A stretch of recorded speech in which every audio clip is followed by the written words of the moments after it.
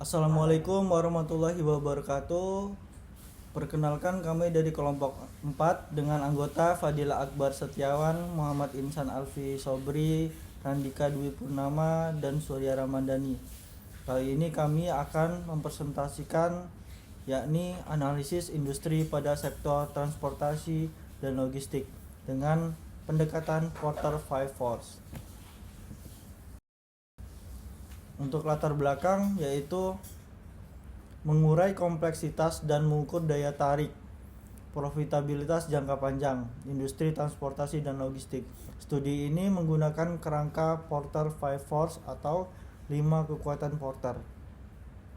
Sektor transportasi dan logistik diakui secara universal sebagai enabler utama pertumbuhan ekonomi dan konektivitas. Dalam industri transportasi dan logistik, pembeli utama adalah korporasi besar. Rivalitas di sektor ini sangat tinggi, terutama karena adanya sejumlah besar pesaing dengan ukuran yang bervariasi. Selanjutnya yaitu kajian literatur. Porter 5 Force ini adalah kerangka fundamental yang dikembangkan oleh Michael E. Porter untuk menganalisis struktur industri. Porter tahun 1980 menyatakan bahwa profitabilitas suatu industri bukanlah masalah seberapa baik produk atau perusahaan secara individu, melainkan masalah struktur industri.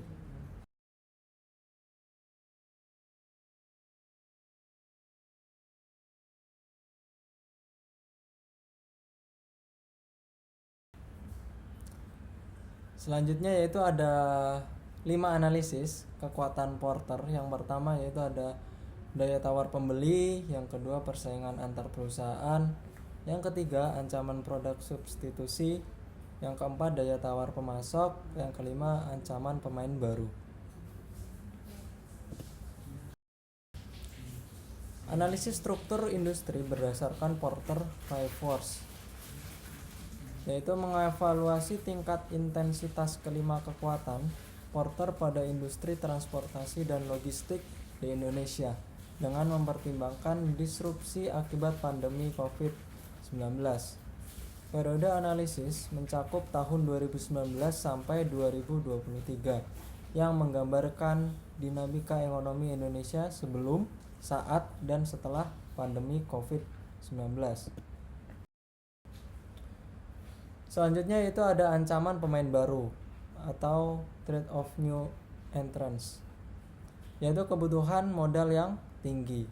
Investasi pada armada, kapal, truk, pesawat, dan infrastruktur gudang modern atau warehousing membutuhkan modal yang sangat besar. Yang kedua yaitu regulasi pemerintah tinggi. Perizinan yang ketat terutama di sektor transportasi laut dan bea cukai menciptakan entry barrier administratif yang sulit ditembus. Yang ketiga yaitu skala ekonomi dan jaringan. Pemain lama telah membangun jaringan distribusi yang luas yaitu national wide dan telah mencapai efisiensi biaya per unit yang tinggi. Yang keempat yaitu ada disrupsi segmen last mile. Meskipun demikian, last mile yang diduga pemain baru berdasarkan digital tetap menjadi ancaman pemain baru yang sulit ditembus.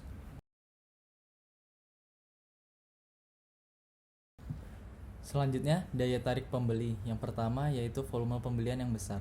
Pembeli besar seperti marketplace dan korporasi memiliki volume transaksi yang sangat tinggi, memungkinkan mereka menuntut diskon, harga, dan layanan yang lebih unggul. Yang kedua ada sweet cost, di banyak segmen logistik terutama kurir dan FTL yaitu full truckload. Yang ketiga ada sensitivitas harga.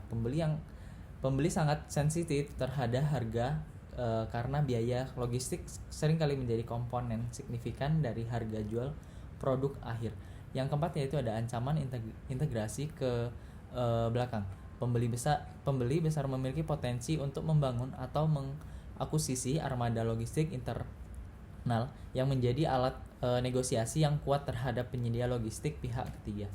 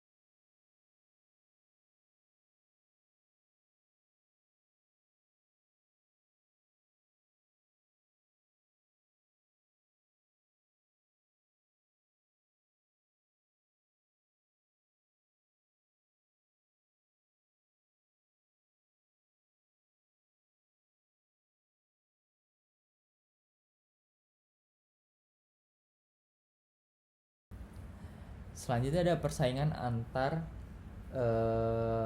perusahaan. Yang pertama ada banyaknya pesaing. Industri yang terfragmentasi dengan banyak pemain bersaing melalui mulai dari BUMN. Yang kedua ada pertumbuhan pasca COVID-19 yang tidak merata meskipun pertumbuhan e-commerce tinggi. Segmen fake industri tradisional mengalami volatilitas. Yang ketiga ada hambatan keluar. Aset spesifik industri seperti gudang dan armada sulit dijual tanpa kerugian besar. Yang keempat ada kurangnya diferensiasi. Banyak layanan pengiriman standar warehouse dasar bersifat komoditas. Selanjutnya ada ancaman produk substansi. Yang pertama yaitu logistik in-house adalah ancaman substitusi terbesar. Perusahaan manufaktur atau retail besar yang menguasai volume tinggi dapat mengintegrasikan logistik ke dalam operasi mereka, mengurangi permintaan dari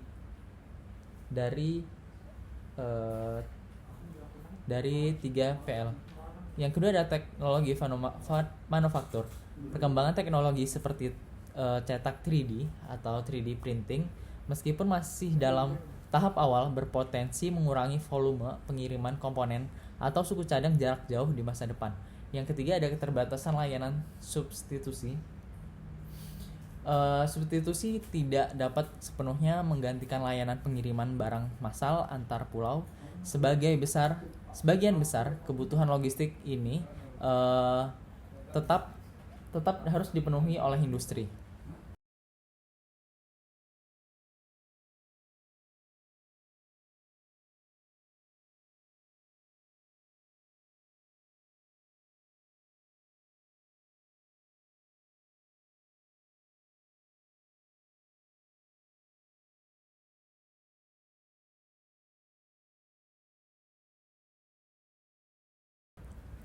Selanjutnya daya tawar pemasok. Yang pertama yaitu harga bahan baku. Ketergantungan pada bahan bakar minyak atau BBM adalah resiko biaya utama. Selanjutnya yaitu produsen armada. Pemasok kendaraan seperti truk, kapal didominasi oleh merek global yang memiliki daya tawar tinggi. Selanjutnya pemasok teknologi spesialis tinggi. Penyedia software manajemen rantai pemasok atau SCM dan warehouse management system atau WMS.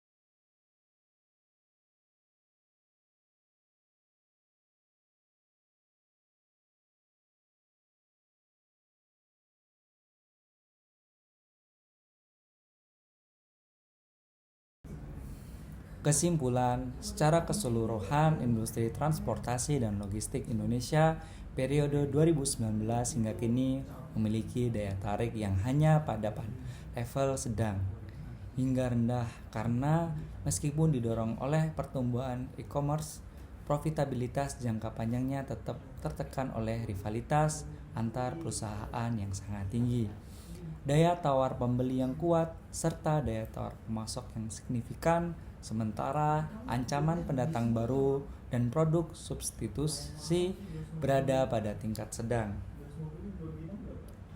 Saran, pelaku industri transportasi dan logistik disarankan untuk berlatih dari persaingan harga menuju diferensiasi nilai melalui spesialisasi layanan, memperkuat investasi teknologi digital untuk meningkatkan efisiensi dan loyalitas pelanggan, serta menerapkan strategi mitigasi resiko pemasok seperti hedging atau kontrak panjang guna mengurangi dampak fluktuasi biaya operasional.